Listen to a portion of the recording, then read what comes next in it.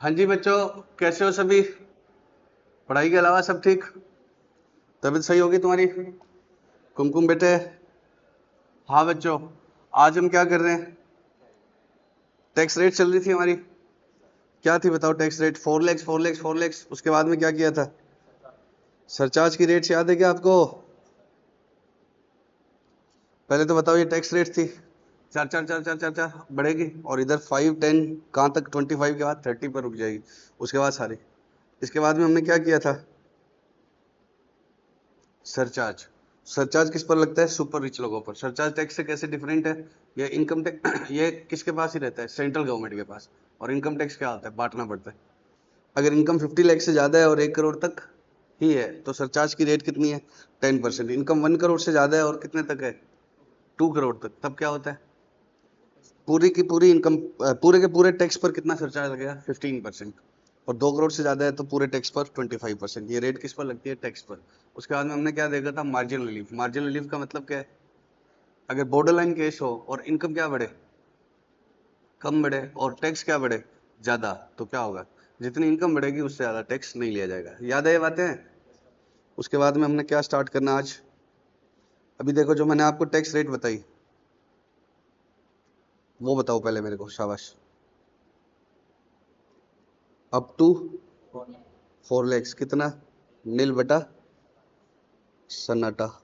More than 4 lakhs but up to 8। फिर 8 12, more than 12 lakhs up to more than 16 up to 20, more than 20 up to 24, more than 24। बताओ बच्चों rate. सबसे पहले नील, 5 10 15 30। अब हम एक और टैक्स रेट की बात कर रहे हैं, एक और टाइप के टैक्स रेट की। सुनना ध्यान से। Up to 2,50,000।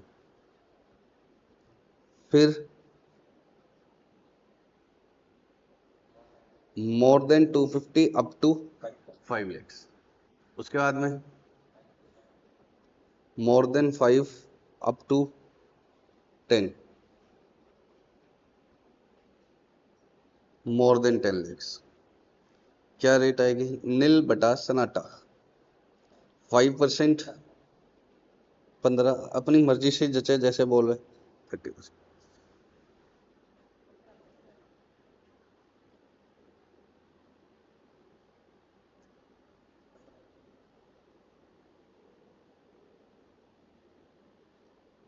आपको इन दोनों में से कोई सा भी एक टैक्स भरना होता है। या तो आप कौन सी रेट ले लो, ये वाली। इसको क्या बोलते हैं? Default tax rate. और इसको क्या बोलते हैं? Opt out. डिफॉल्ट का मतलब क्या होता है? बोलते हैं ना बाय डिफॉल्ट ये होगा। तो बाय डिफॉल्ट का मतलब अगर आपने नहीं चुना तो कौन सी रहेगी ये? और ये टैक्स रेट किस में लिख रखी है? 115 BAC सेक्शन है। 115 BAC। अगर एसएससी का मतलब टैक्स पेयर को खुद को चुनना होगा कि वो ये टैक्स रेट लेना चाहता है या ये लेना चाहता है। अगर उसने कुछ भी नहीं चुना तो क्या होगा? ये वाला 1115 BAC, ये सेक्शन नंबर है, ये आपको याद हो जाएगा। आप टेंशन मत लो, मैं आप अलग से इसकी ट्रिक बता दूंगा याद करने।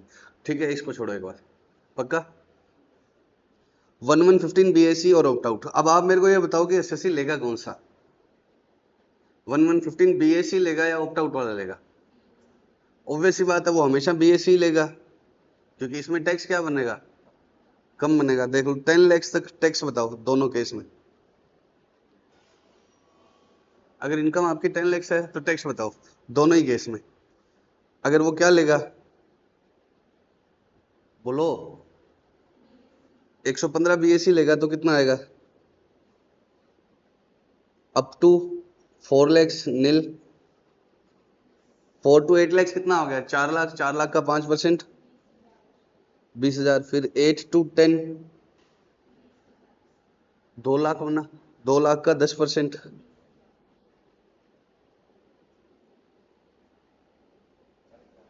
40,000। और अगर ये ऑप्ट आउट कर ले, ऑप्ट आउट का मतलब क्या है कि नहीं चाहिए 115 बीएससी वाला, जो ये वाली टैक्स रेट है वो नहीं चाहिए। अगर कुछ नहीं बोलोगे तो कौन सी लगेगी? बाय डिफॉल्ट यही लगेगी आप पे। अगर आपने कुछ नहीं बोला तो क्या होगा? BAC वाली लगेगी। ऑप्ट आउट कर लिया तो बताओ ना, अप टू 250 क्या है? नील बटा सन्नाटा। 2.5 से 5 पर कितनी इनकम आ गई इसके अंदर? 2.5। तो 5% कितना हो गया? 12,500। 5 से 10 पर कितनी इनकम आ गई? 5 लाख। रेट कितनी है? 20%, 1 लाख। तो ये कितना आ गया? 1,12,500। तो आप कौन सी लोगे बताओ? 10 लैक्स के ऊपर यहाँ पर कितना स्टार्ट हो जाएगा? 30%। यहाँ अभी तक 30 नहीं स्टार्ट हुआ, यहाँ कब जाके स्टार्ट होगा 30? 24 लैक्स। तो हर बार टैक्स तो इसमें ही कम आएगा, तो कोई ऑप्ट आउट क्यों नहीं करेगा? आपके माइंड में तो यही डाउट आएगा कि क्यों ऑप्ट आउट करेंगे, सभी क्या लेंगे? डिफॉल्ट। बाय डिफॉल्ट अगर कुछ नहीं चुना तो यही लगेगा, और सभी यही लेंगे, क्यों ऑप्ट आउट करेंगे? ज्यादा टैक्स क्यों भरेगा कोई? नहीं भरेगा। तो जब आप पूरा इनकम टैक्स पढ़ेंगे ना, बहुत सारे बेनिफिट्स मिलते हैं आपको। किसमें? इनकम टैक्स में। वो बेनिफिट्स किसमें कैंसिल हो जाते हैं? वो बेनिफिट्स किसमें कैंसिल हो जाते हैं?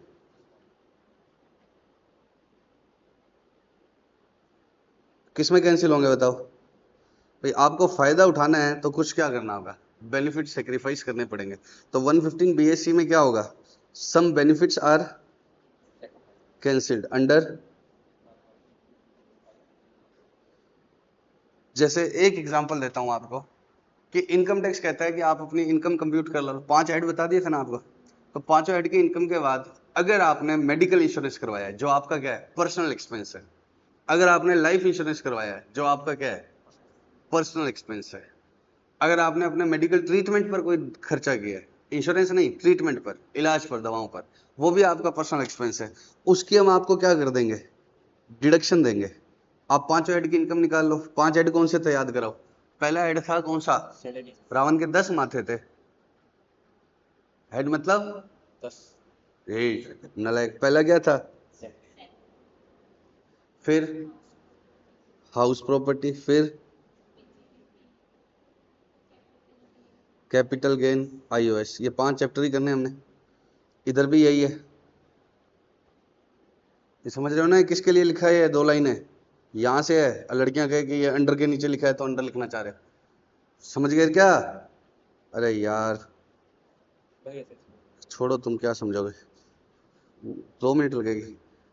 लिखना थोड़ी है, एक तो मैं भी भूल जाता हूँ ना, गरीब आदमी। मेरे को लगता है कि कॉपी पेस्ट होता ही नहीं। ये लो, अब सुनो बच्चों। इसके बाद क्या मिलती है? डिडक्शंस, जो डिफॉल्ट में नहीं मिलती, बहुत सारी। और इधर क्या है? बहुत सारी डिडक्शंस मिलेगी। फिर अगर हम जब पढ़ेंगे ना इन एड्स को, तो सैलरी एड में खुद में बेनिफिट्स है। सैलरी एड में खुद में क्या है? बेनिफिट्स। जैसे आपके आपके एम्प्लॉयर ने आपको क्या खिला दिया? खाना खिला दिया, घुमवा दिया, तो ये आपकी इनकम है। बोलो, ये आपकी इनकम है। तो इसमें तो वो पूरा पूरा फुल वैल्यू कोई क्या लेगा? इनकम। इसमें से अब खाना खिलाया है तो कुछ छूट दे देगा। फॉर एग्जाम्पल अगर यहाँ इनकम 10 लैक्स आएगी, तो यहाँ कितनी आएगी? 8 लैक्स ही आएगी। किसके अंदर? ये कौन सा है? डिफॉल्ट, मतलब 115 BS। और ये क्या है? Opt out. तो ऑप्ट आउट में आपको बहुत सारे अपने अपने हेड में भी क्या मिलते हैं? बेनिफिट्स। और इसके अलावा क्या मिलते हैं? लास्ट में भी क्या मिलते हैं? बहुत सारी डिडक्शन। ऑप्ट आउट में ये इनकम कम आया करेगी। क्यों कम आया करेगी? क्योंकि जैसे जैसे हम कोर्स पढ़ेंगे ना, तो मैं आपको बोलूंगा कि ये वाला बेनिफिट सिर्फ किस में मिलेगा? ऑप्ट आउट में मिलेगा, डिफॉल्ट में नहीं मिलेगा। अभी बता नहीं सकते। जैसे मैंने एक एग्जांपल दे दिया कि मेडिकल इंश्योरेंस करवाया आपने, मान लो 1 लाख का, या मान लो 50,000 का, तो वो कहाँ कम होगा? यहाँ नहीं। कहाँ कम होगा? यहाँ। तो इसमें टैक्स रेट क्या है? पहले बताओ, टैक्स रेट किसमें लीनियंट है, किसमें स्ट्रिंजेंट है? लीनियंट मतलब कम टैक्स देना पड़ेगा, स्ट्रिंजेंट मतलब ज्यादा। तो किसमें स्ट्रिंजेंट है? स्ट्रिंजेंट मतलब कठोर है। हाँ, ज्यादा क्या टैक्स आएगा। तो इसमें टैक्स ज्यादा आएगा, तो इसमें इनकम ही पहले से क्या होकर आएगी, कम होकर के आएगी। तो अगर इनकम कम होकर के आएगी तो आपको सोचना पड़ेगा, तो आपको क्या करना पड़ेगा, दोनों तरीके से क्या निकालनी पड़ेगी, इनकम, फिर उसके ऊपर क्या लगा के देखना पड़ेगा, टैक्स, और फिर जो आपका क्या आता है, कम आता है, वो आप चुन लेना। ठीक है, अब इसमें बहुत सारे बेनिफिट्स क्या हो जाएंगे, किस में कैंसिल हो जाएंगे, इस वाले में या इस वाले में, कहां पर लिखूं, बेनिफिट्स आर कैंसिल्ड, इस वर्ड को मैंने कॉपी कर लिया, कहां लेकर जाऊं इसको, यहां लिख देता हूं, यहां लिखूं या यहां, इधर। तो इसमें क्या होते हैं, बहुत सारे बेनिफिट्स क्या हो जाते हैं, कैंसिल, इसमें वो कैंसिल नहीं होते, तो इसमें वो इनकम कम आएगी, हमेशा हमेशा इनकम किस में कम आएगी, इनकम इसमें क्या आएगी, कम, बट इसमें टैक्स रेट्स क्या है, स्ट्रिंजेंट, इसमें टैक्स रेट ज्यादा है। ठीक है, इसमें इनकम क्या आएगी, हमेशा ज्यादा, और इसमें टैक्स रेट क्या है, लोअर है। ठीक है, लीनियंट। तो अब दोनों को आप कंपेयर करोगे, किसमें इनकम ज्यादा आ रही है, किसमें टैक्स आ रहा है, उसके बाद में हमें निकालना पड़ेगा, पक्का। तो जब अब हम पूरा आगे लो पढ़ेंगे तो मैं क्या बोलूंगा, ये वाला बेनिफिट सिर्फ किसमें मिलेगा, डिफॉल्ट में मिलेगा या डिफॉल्ट में नहीं मिलेगा, डिफॉल्ट में नहीं मिलेगा, किस में मिलेगा, इसमें। तो बार बार ये लाइन आएगी, ऑप्ट आउट किया है तभी मिलेगा, ऑप्ट आउट तो मिला है, तो तुम याद रखना ना, ऑप्ट आउट है तो टैक्स रेट क्या है, अलग है, पक्का। कुछ भी नहीं मिलेगी, आप डिफॉल्ट में ना बराबर डिडक्शंस है, और ऑप्ट आउट में बहुत सारी गए छूटे हैं। डिडक्शंस मतलब कटौतियां, आपकी इनकम कंप्यूट कर लो, उसमें से क्या होगा, ये रुपए क्या कर लो, कम करवा लो, तो वो किस में ज्यादा होंगे, ऑप्ट आउट में, पक्का। अब मैंने आपको कहा था कि मैं आपको याद करवा दूंगा, आप टेंशन मत लो नंबर का, एक बार 115 तो आपको अपने हिसाब से रट लो जैसे रटते हो, ठीक है, अभी बाद में आएगा। ठीक है, 115 का भी आपको ट्रिक बता दूंगा। बीएससी कैसे याद रहेगा,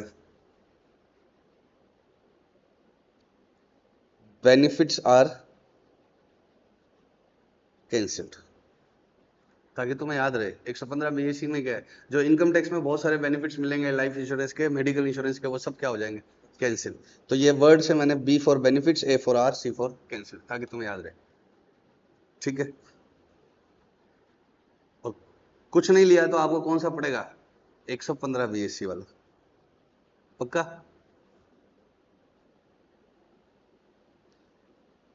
अब एक बार कंपेयर करके बताओ,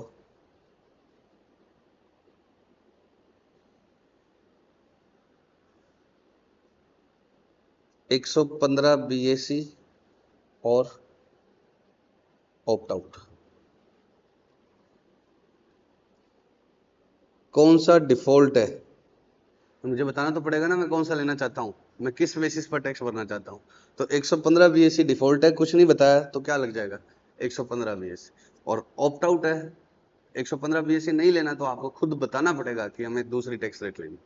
कुछ नहीं बोला, साइलेंट रह गए तो क्या होगा, बीएससी। ठीक है,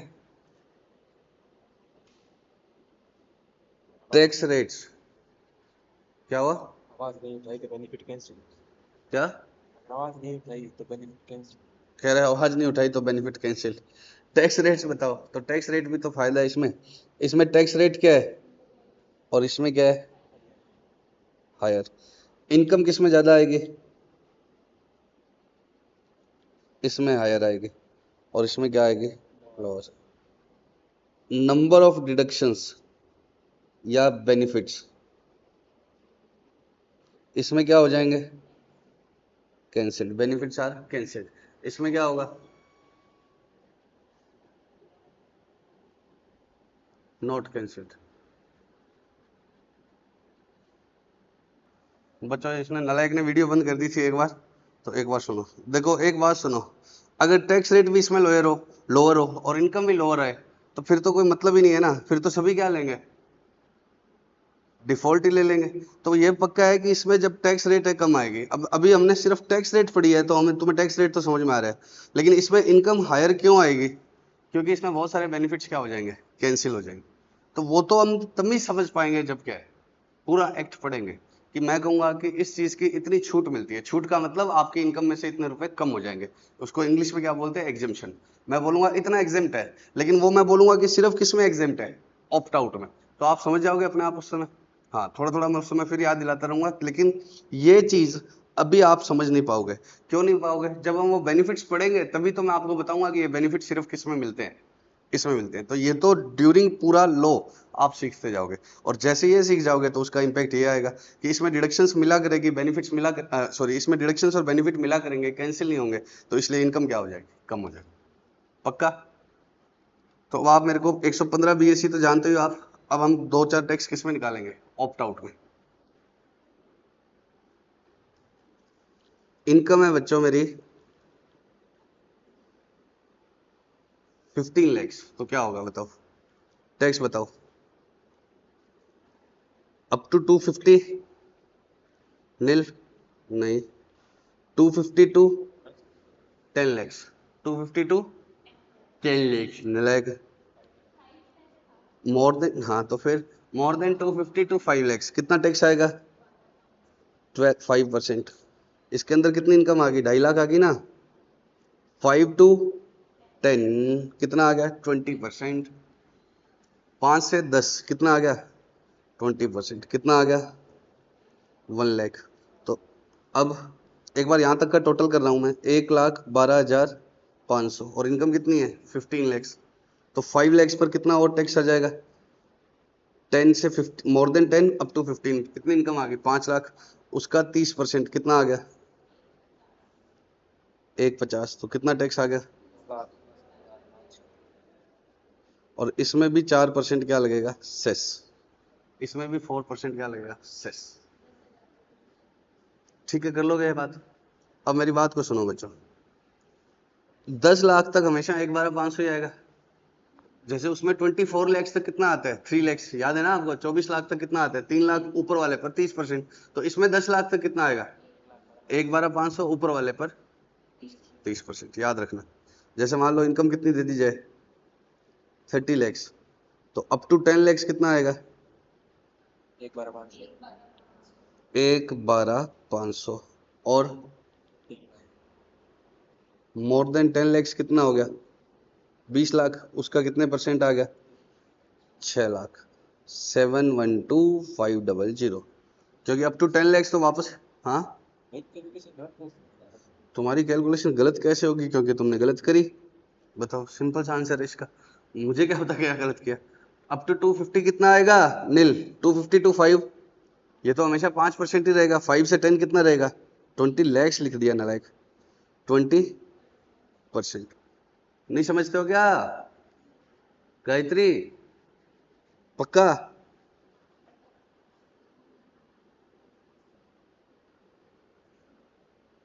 समझ गए क्या? अरे बोल बच्चे। अब इसमें भी सेक्शन 87A की क्या है? रिबेट। उसमें थी ना रिबेट? कितनी थी उसमें? 60,000 के। कितने तक की इनकम हो जब? 12 lakh.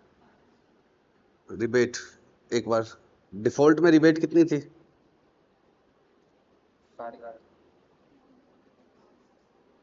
If income is up to 12 lakhs, तो रिबेट कितनी थी? और अमाउंट ऑफ टैक्स का लोअर, एल फॉर लोअर। पक्का? ये किस में थी? डिफॉल्ट में। अब ऑप्ट आउट में कितनी है?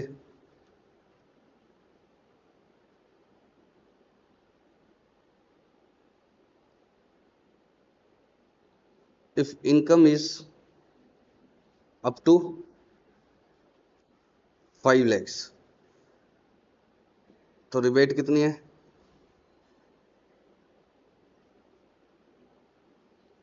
अमाउंट ऑफ टैक्स और 12,500, सॉरी। चलो, तो अगर इनकम 5 लैक्स तक की है तो इसमें भी टैक्स क्या हो जाएगा? नील। मान लो कि मेरी इनकम कितनी है?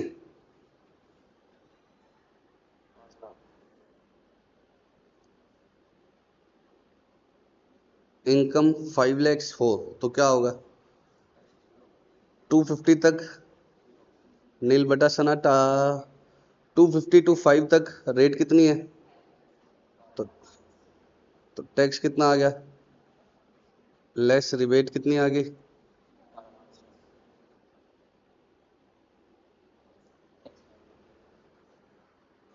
पक्का। यहां पर इनकम कितने तक की हो, हाँ 12 लैक्स है, तो कैसे निकालते थे हम, 4 लाख तक नील, मोर देन 4 अप टू 8 5% कितना आ गया, मोर देन 8 अप टू 12 कितना आ गया, कितना हो गया,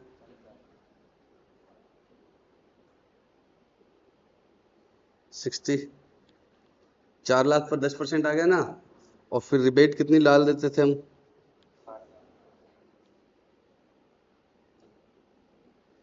अब एक चीज आगे इंटरेस्टिंग है इसमें जो किसमें नहीं है, ऑप्ट आउट में नहीं है, याद करो।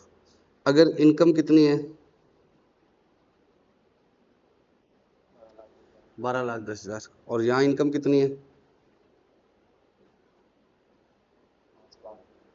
5,05,000, टैक्स बताओ, अप टू 12 लैक्स कितना आएगा, 60,000, और नेक्स्ट 10,000 पर कितना आएगा, 5 और 10 हो गया तो 15% आता है, 12 लाख से ज्यादा पर 16 लाख तक कितना आता है, 15%, तो कितना आ गया,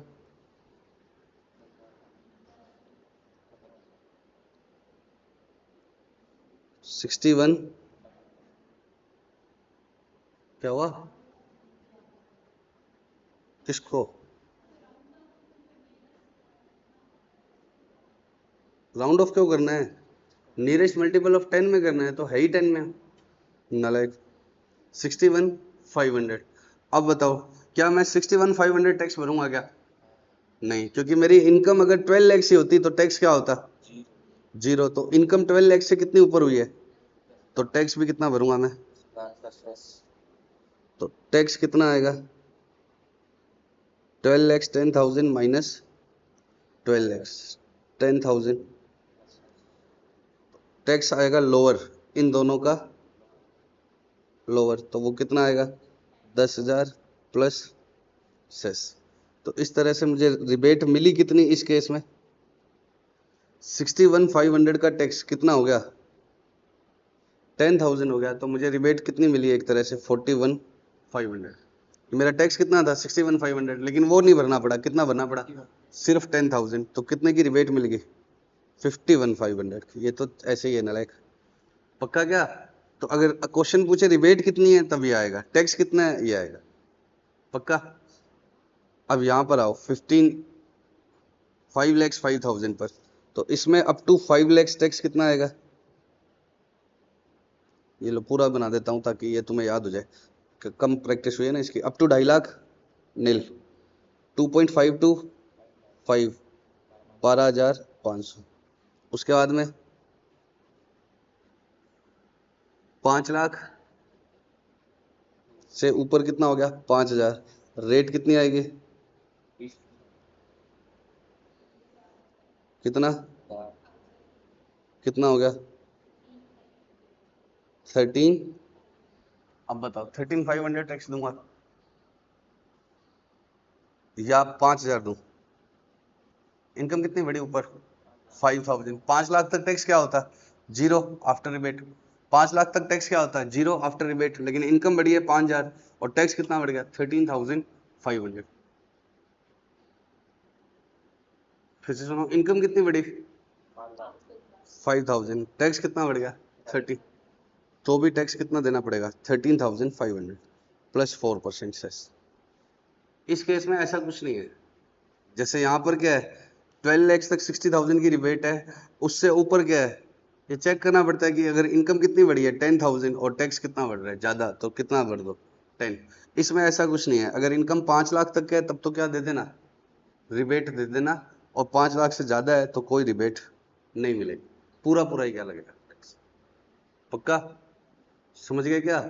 तो डिफॉल्ट में एक और क्या है, ऑप्ट आउट में एक और स्ट्रिंजेंसी क्या है, कि 5 लाख से पास वाले केस में कोई अलग से रिलीफ नहीं मिलेगा, पक्का क्या। बच्चों आपके स्टडी मटेरियल का ये क्वेश्चन कर रहे हैं हम, illustration 11।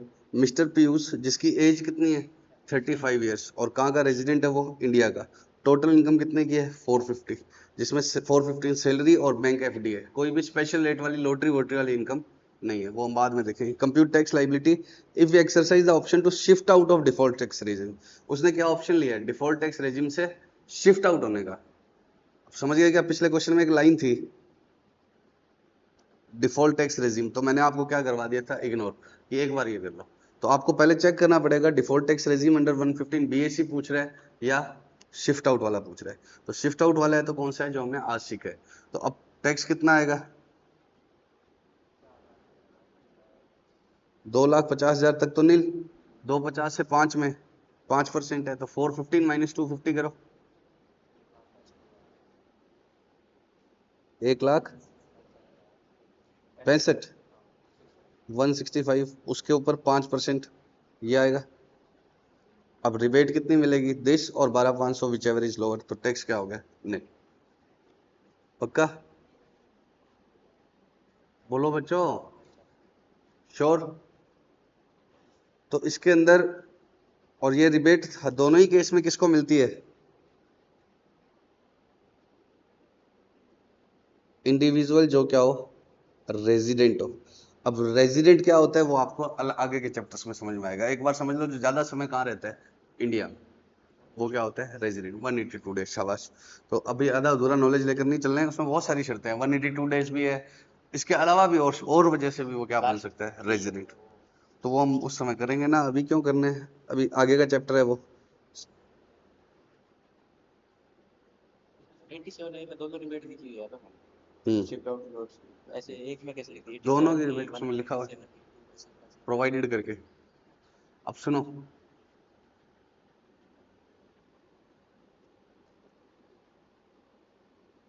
default tax rates are same for all individuals। नहीं समझ में आया, कोई बात नहीं, यहां पर समझ में आएगा। ऑप्ट आउट में क्या होता है, टैक्स रेट कितनी बताई मैंने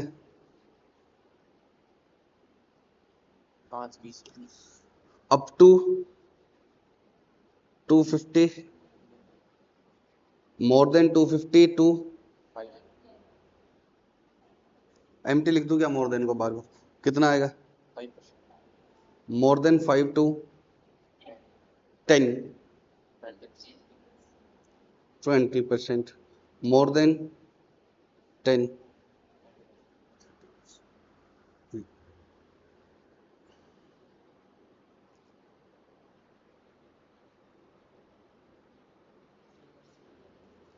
सीनियर सिटीजन के लिए ये रेट्स कितनी हो जाएगी, स्लाइटली चेंज।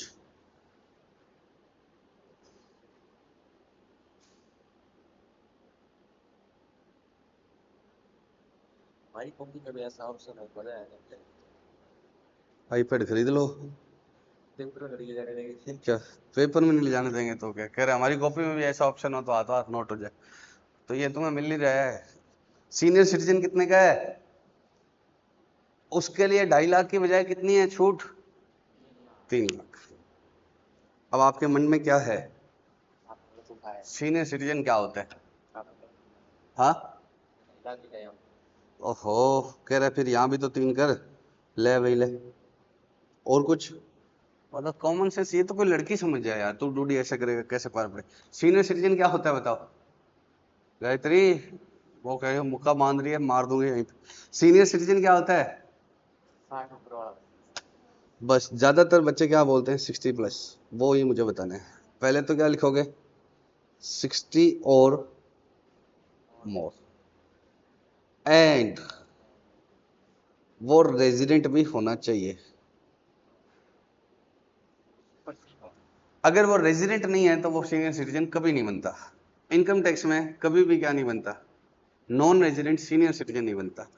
अब मान लो कि एक माइकल है जो नॉन रेजिडेंट है बट उसकी इंडिया में प्रॉपर्टीज है, जैसे डूडी है, डूडी इंडिया में रहता था खूब कमाया, उसके बाद में फॉरेन सेटल हो गया और इसके कुछ घर कहाँ पर है इंडिया में, तो उनके रेंट पर इसको टैक्स कहाँ देना पड़ेगा? इंडिया में, भले ये फॉरेन सेटल है, क्योंकि वो प्रॉपर्टी कहाँ है? इंडिया इंडिया में। अब ड्यूटी पूरे साल इंडिया से बाहर रहा तो क्या हो गया? नॉन रेजिडेंट हो गया। आगे के चैप्टर्स में हम पढ़ेंगे कि रेजिडेंट और नॉन रेजिडेंट हर साल के लिए अलग अलग चेक किया जाता है। तो ड्यूटी पूरे साल इंडिया से बाहर रहा और क्या हो गया? Non resident. और वहां जाके बूढ़ा भी हो गया। इंडिया से बाहर जाके क्या हो गया? ये बूढ़ा हो गया। बूढ़ा हो गया मतलब 60+ ईयर्स का हो गया, मान लो 70 ईयर्स का हो गया ड्यूटी, तो भी इंडिया के टैक्स के लिए इसको क्या माना जाएगा? इसके ऊपर यही रेट लगेगी, क्योंकि ड्यूटी क्या नहीं है? रेजिडेंट नहीं है। तो ये रेट्स किसके लिए लगेगी? रेजिडेंट प्लस बिलो 60 और नॉन रेजिडेंट्स। क्योंकि अब एक लाइन याद रखना, नॉन रेजिडेंट कभी बूढ़ा नहीं होता, ताकि तुम्हें याद रहे कि नॉन रेजिडेंट पर कौन सी रेट नहीं लगानी? Senior citizen. हम अपने देश वाले जो हमारे देश में रहते हैं उन्हीं को ही हम क्या देंगे? सीनियर सिटीजन वाला एडवांटेज। पक्का? अब आते हैं सुपर सीनियर सिटीजन।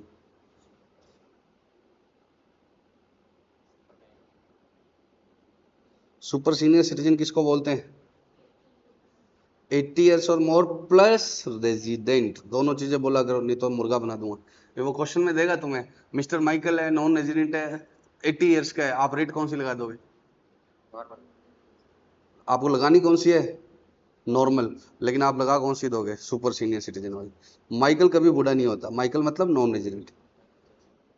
आप सीधा समझ लो, मेरे को समझ लो, मैं नॉन रेजिडेंट हूँ, रेजिडेंट हूँ?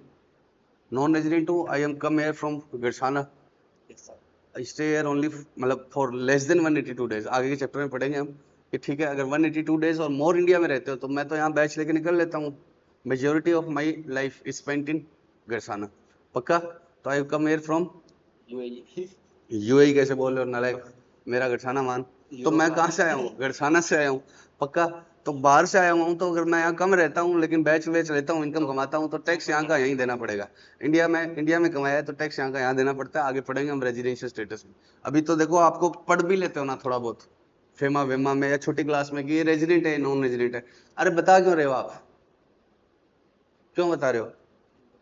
इनकम टैक्स में अलग रूल है कि रेजिडेंट की इनकम पर अलग टैक्स लगेगा, नॉन रेजिडेंट की इनकम पर, मतलब रेजिडेंट की कौन सी इनकम पर टैक्स लगेगा, इंडिया में कमाई हुई इनकम पर, बाहर कमाई हुई इनकम पर, और नॉन रेजिडेंट की कौन सी इनकम पर टैक्स लगेगा। पक्का? तो मान लो कि मैं नॉन रेजिडेंट हूँ, तो मैं कभी बूढ़ा नहीं होता, बस याद रख लेना।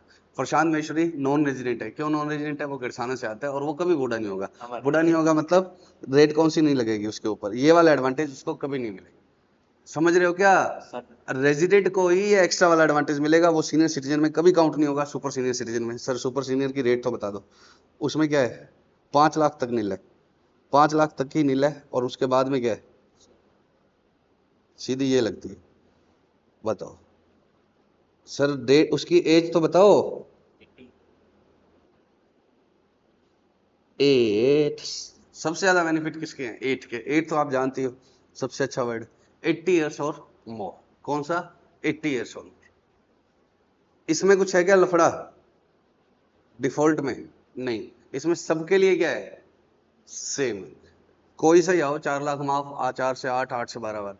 ये सही है ना सर? ऐसा लो बनाना चाहिए, ये क्या मतलब है? अरे नालायक, पहले ये चला करती थी तो उस समय उनको ये बेनिफिट दे दिए, तो अब विड्रॉ करेंगे तो लेट हो जाएगी। और ये 80 ईयर्स वाले कितने तो बचे हैं? जाऊं जाऊं है? बोलो, 80 साल से ऊपर वाला बेचारा टैक्स भरेगा। बताओ, भगवान का नाम लिया टैक्स भरे। लेकिन बहुत सारे लोग हैं, जैसे Ratan Tata died at the age of 86, तो 80 से 86 साल में बहुत कमाया होगा।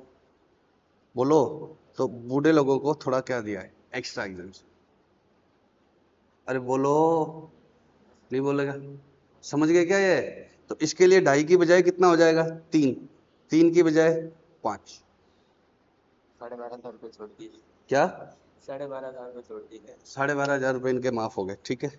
इनकी रिबेट खत्म भी तो होगी, फायदा क्या हो? 6 लाख कमाएंगे तो कितना टैक्स भरेंगे? अगर इसने 6 लाख कमाया तो कितना टैक्स भरेगा? 20,000। तो 5 से 6 में आ गया 1 लाख। 1 लाख कमाया तो कितना टैक्स भरेगा? 20,000। और इसने 6 लाख कमाया तो 5 लाख तक, 5 लाख तक कितना था? 12,500। और फिर ऊपर 1 लाख तो है ही है। तो 12,500 का बेनिफिट हो गया किसको? बूढ़े लोगों को। पक्का क्या? और भी बहुत सारे बेनिफिट्स आएंगे सीनियर सिटीजन के लिए टैक्स। समझ गए क्या ये बात? पक्का? अब सुनो,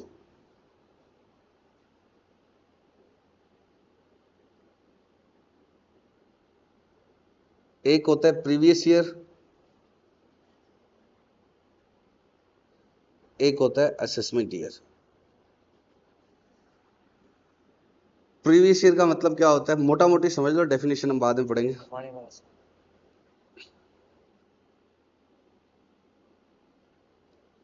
year in which income is earned. और असेसमेंट ईयर का मतलब क्या होता है,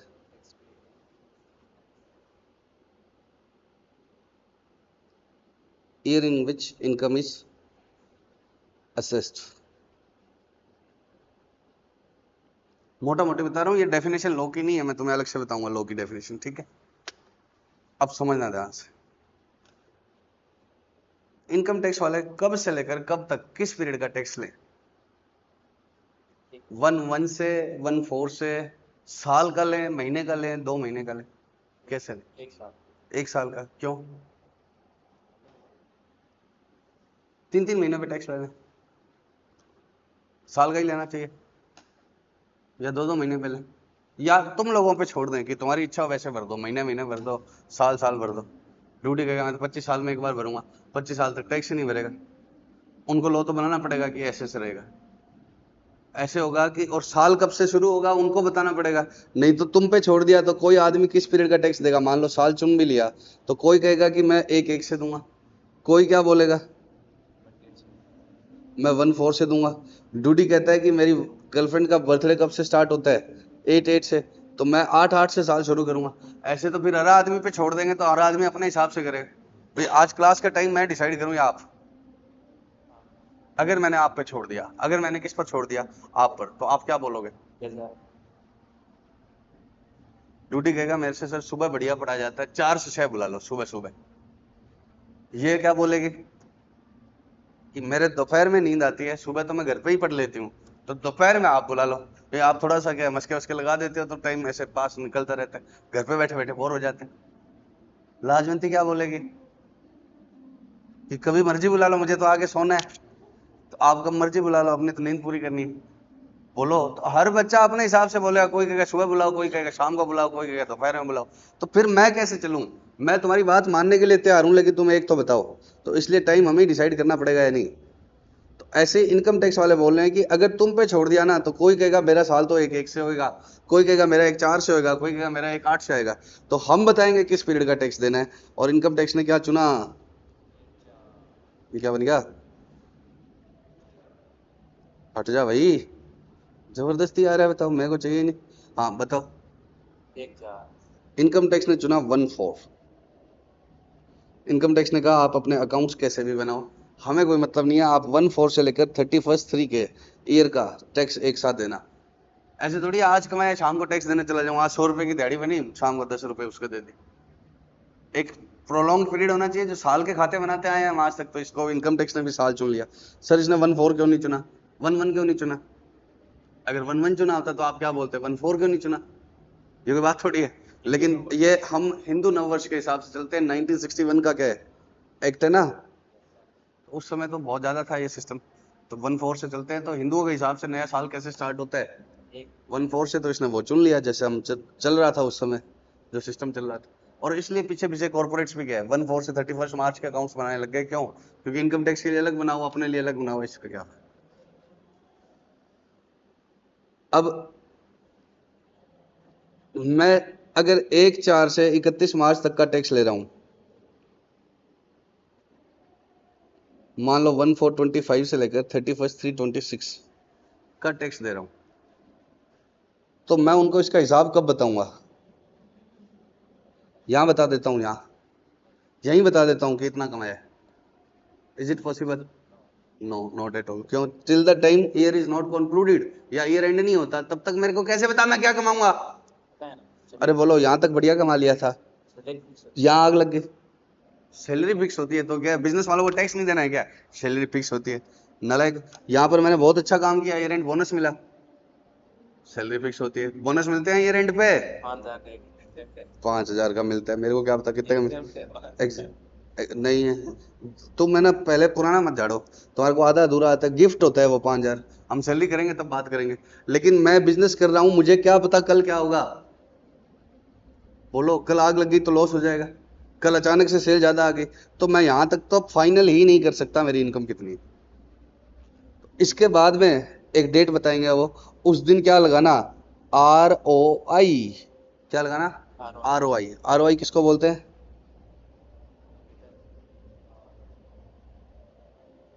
इनकम, रिटर्न ऑफ इनकम का मतलब मोटा मोटी ये समझ लो हिसाब, कि मैंने इतने बच्चे पढ़ाए, इतना मेरा रेंट लगा, इतने मेरी सैलरी लगी, मोटा मोटी ये समझ लो हिसाब। अब जब उनके पास वो रिटर्न जाएगी तब वो उसको क्या करेंगे, चेक करेंगे। चेक करने का मतलब असेस करना, चेक करने का मतलब जांचना, असेस करना। तो वो उसको कब असेस करते हैं, नेक्स्ट ईयर में। तो इसलिए इस ईयर को क्या बोलते हैं हम, असेसमेंट ईयर। चेक यहां चेक हो सकता है क्या, नहीं हो सकता, अभी तो मैंने उनको दिया ही नहीं है कोई कागज, वो चेक कैसे करेंगे। एक काम करो, मैं आपको कहता हूं कि टेस्ट चेक कर दो, मैं आपको क्या बोलता हूं, मैंने 12th क्लास का एक टेस्ट लिया, वो आप चेक कर दो। आप कह रहे हो कॉपी तो दो, मैं कह रहा कॉपी नहीं दूंगा, तुम चेक कर दो। आप कहोगे बच्चों की आंसर शीट तो ला कर दो, मैं कह रहा हूं आंसर शीट नहीं है, बस तुम चेक कर दो। तो तुम कहोगे इसने सुबह सुबह पैक लगा लिया लगता है, बिना आंसर शीट के कैसे चेक होगा।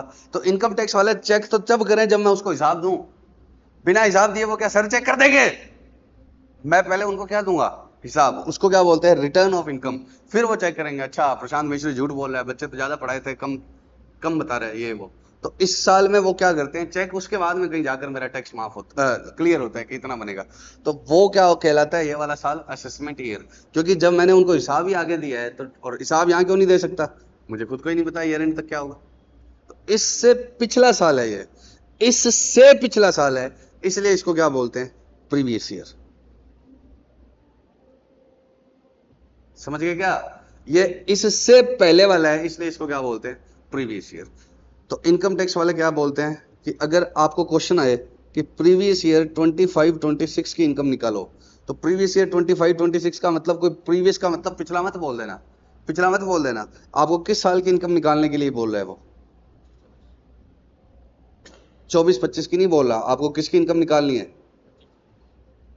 और वो आपको बोले असेसमेंट ईयर 25-26 की इनकम निकालो, तो मतलब क्या है, जो इनकम 25-26 में असेस होगी वो कौन सी होगी, 24-25 वाली।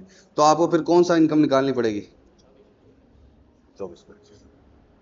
अगर क्वेश्चन आए कि असेसमेंट ईयर 25-26 में ये इनकम निकालो, तो 25-26 में इनकम असेस कौन सी होगी, जो 24-25 में कमाई होगी। तो इसलिए हम प्रीवियस ईयर 24-25 की इनकम निकाल के देंगे उसको। और प्रीवियस ईयर का मतलब कोई पिछला साल है, या जिस साल में इनकम कमाते हैं उसी को ही बोलते हैं। इस साल नहीं पता आज हम ये रिकॉर्ड कर रहे हैं, क्लास कितनी तारीख को, 9 29/9/2026 में। तो 29/9/26 में रिकॉर्ड कर रहे हैं, तो क्या होगा, अगले साल किस दिन कह रहा है अगले साल बेच देंगे। अब सुनो, ये किस साल की इनकम है, तुम्हारे बैच की इनकम किस साल की है, 1/4/26 से लेकर इसमें आ रहा है ना ये। तो अगर तुम्हारे बैच की इनकम पूछूं तो किस साल में, किस साल की इनकम है, प्रीवियस ईयर 26-27 और असेसमेंट ईयर 27-28। पक्का बोलो। तो अगर क्वेश्चन आता है असेसमेंट ईयर 29-30 का क्या निकालो टैक्स, तो क्या होगा, आपको 28-29 की इनकम निकाल कर देनी है क्वेश्चन पर। वो कह रहा है कि प्रीवियस ईयर 29-30 का टैक्स निकालो, तो आपको कब की देनी है, 29-30। ठीक है, टेक्निकल डेफिनेशन हम बाद में करेंगे, प्रीवियस ईयर असेसमेंट ईयर की एक बार मोटा मोटी। पक्का। तो जिस साल में इनकम कमाते हैं उसको क्या बोलते हैं, प्रीवियस ईयर, और जिस साल में टैक्स देते हैं उसको क्या बोलते हैं, असेसमेंट ईयर। टैक्स देना, रिटर्न फाइल करना, ये सब। अब आपको टैक्स निकालना है प्रीवियस ईयर 25-26 का, और आप 60 ईयर्स के यहां हुए, मान लो आपका जन्मदिन आता है 2/2 को, तो 25-26 में आप कुछ समय तक तो कितने के थे, 59 के, और कुछ समय कितने के थे, 60। तो आप पर कौन सी एग्जाम्पशन मिलेगी, 2.5 लाख या 3 लाख? क्वेश्चन कह रहे प्रीवियस ईयर 29-30 का टैक्स 25-26 का टैक्स निकालो, तो क्या होगा? कुछ समय कितने के थे? ये आपके डाउट होने चाहिए, मेरे होने चाहिए। ज्यादा समय तो मैं 59 का ही था, कुछ समय कितने का था? 60 का। इसके साथ लिखो at any time during previous year. अगर आप एक दिन के लिए भी क्या हो, 60 ईयर्स के हो, रेजिडेंट तो ही हो, 60 ईयर्स के हो, तो क्या होगा? आपको एक्स्ट्रा वाला एडवांटेज मिलेगा।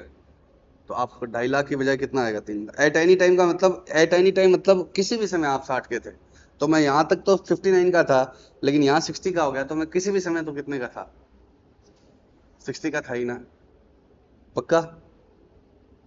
तो इसमें कितने की छूट मिलेगी मुझे? 3 लाख से ऑप्ट आउट करूंगा तो। पक्का? 3 लाख तक टैक्स नहीं लगे। यहां मैं 60 का था, यहाँ 59 का हो गया, तो नहीं हो सकता ना। ऐसे लड़कियां पूछ सकती, ऐसे कैसे?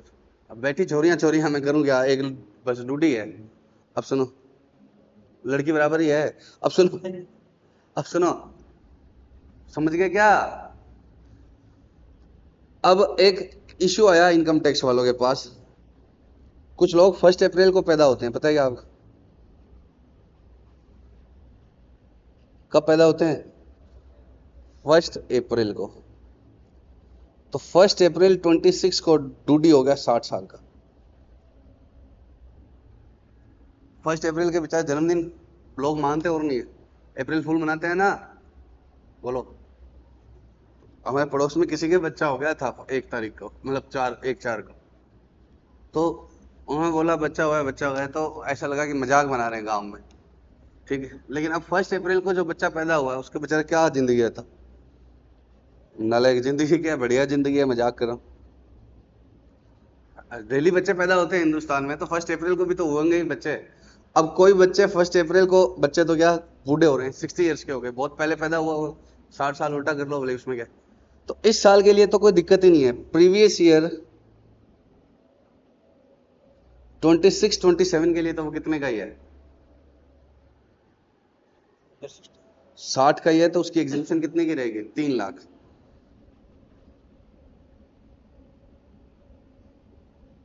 25-26 के लिए क्या रहेगी?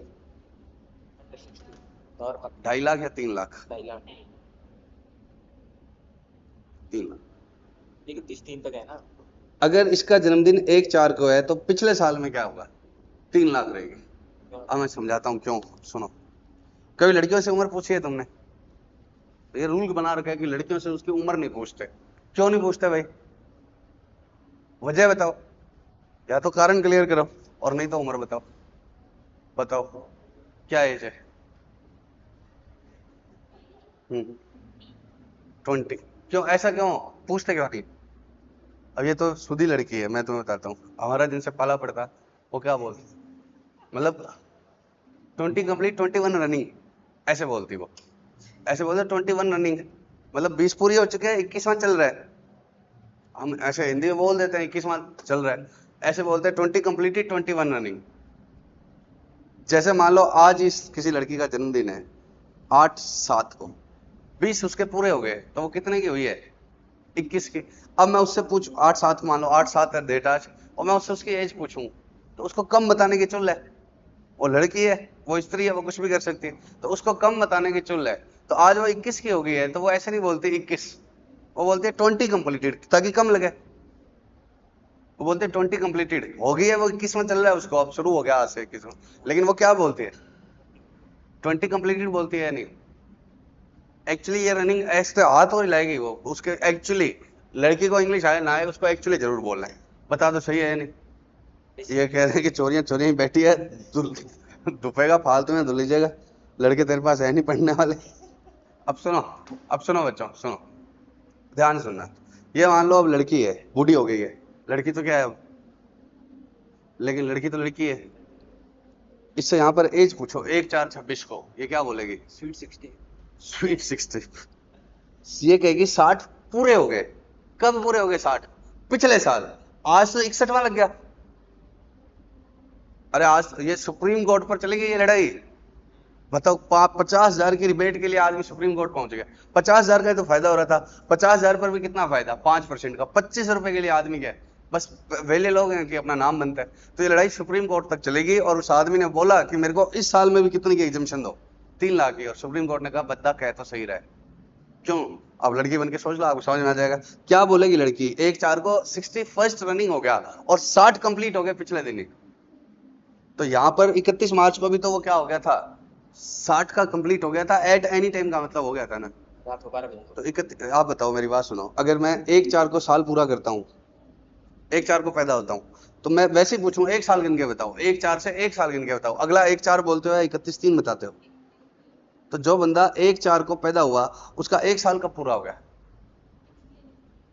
1/4/20 को पैदा हुआ तो पहला साल कब पूरा हो गया? 31/3/21 को। तो 31/3/21 को वो एक का हो गया, 31/3/2 को तो कौन सा लग गया? दूसरा लग गया।